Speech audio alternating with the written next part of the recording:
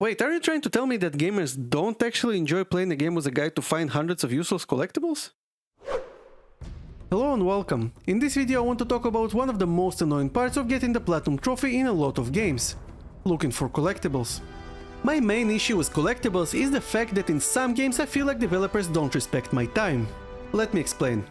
Collectibles can be fun when done correctly, but in a lot of games they were added for the sake of having them and for no other reason. For example, Naughty Dog is one of my favorite studios and they brought us amazing franchises like The Last of Us and Uncharted, games that I absolutely adore, but it doesn't mean that I won't criticize them when I think they made the wrong call. In Naughty Dog's case, I am talking about the collectibles in Uncharted series. To be fair, this is not exclusive to Uncharted, a lot of games suffer from the same issues, some to a much bigger extent, like the original Assassin's Creed on Xbox 360, but I chose to focus on Uncharted because I think that Uncharted 4 is a prime example of a great game made worse by collectibles, and when I say collectibles I exclusively mean treasures. Uncharted 4 had 109 of them throughout the story, and my main grief with them is the fact that they are absolutely worthless as they don't add anything meaningful to the game. And I do know that 109 is a rookie number compared to the same infamous Assassin's Creed that had 400 flags, but keep in mind, Uncharted 4 is not that long to begin with and they are mostly pretty well hidden. That means that you will probably have to use a guide to find all of them, something that I really hate doing because it completely ruins your immersion.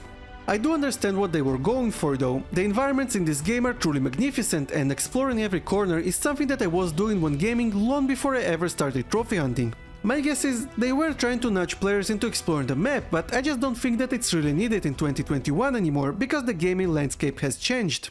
In the earlier days of gaming, a lot of developers would add Easter eggs or bonuses into their games, and because the maps were relatively small and access to internet guides was limited, it added to the fun. Prime example of it would be GTA Vice City, game that I grew up playing. In GTA Vice City we had 100 hidden packages, and despite the packages themselves being just what they sound like, they were cleverly used to unlock in-game bonuses to help you unleash even more mayhem on poor NPCs. Back then I didn't have many games to play, so I wasted a ton of time looking for them, exploring every corner of the map, all to unlock those rewards that did add to gameplay, so they were worth finding. And this is the main point. In Uncharted 4 you will either use a guide or waste a lot of time to look for collectibles that are literally worthless. What I mean is, other than getting a trophy, I had zero interest in collecting them, and this is my definition of a bad collectible in the game. It doesn't even matter if there are 10 or 200 of them in the game. If I have no reason for finding them, it means that they shouldn't exist, and developers don't respect my time by making me look for them. By the way, I honestly wouldn't mind them if I didn't need to find every single one of them, like in Control, where you need to find 120 collectibles out of 287, so you are still encouraged to look around, but you don't have to be afraid to miss a couple.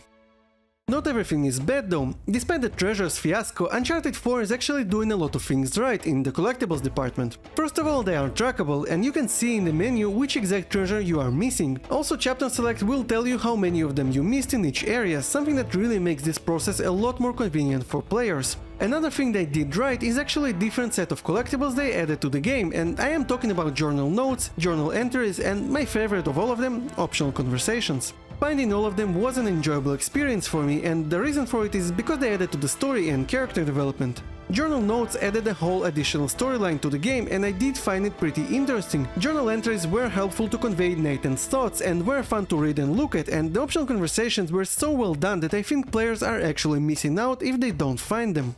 Another game that does it right is Horizon Zero Dawn. In that game you can buy maps that will lead you to collectibles, so no guide needed, which is an enormous plus in my books, and as an added bonus they are actually rewarding because you can exchange them with vendors for upgrades and gear, so I actually had a ton of fun looking for them. So what is collectibles done right in my books? Well, first of all, I want a really good reason for finding them. It can be more story or unlocking in-game mechanics, but doing it just for the trophy is not good enough. Secondly, they either have to be on the map or I should be allowed to miss some of them to eliminate the need for guides, and last but not least, don't overdo them. Everything can be fun in moderation. If you enjoyed this video, subscribe to me as I make gaming and trophy hunting content at least once a week. Thank you for watching.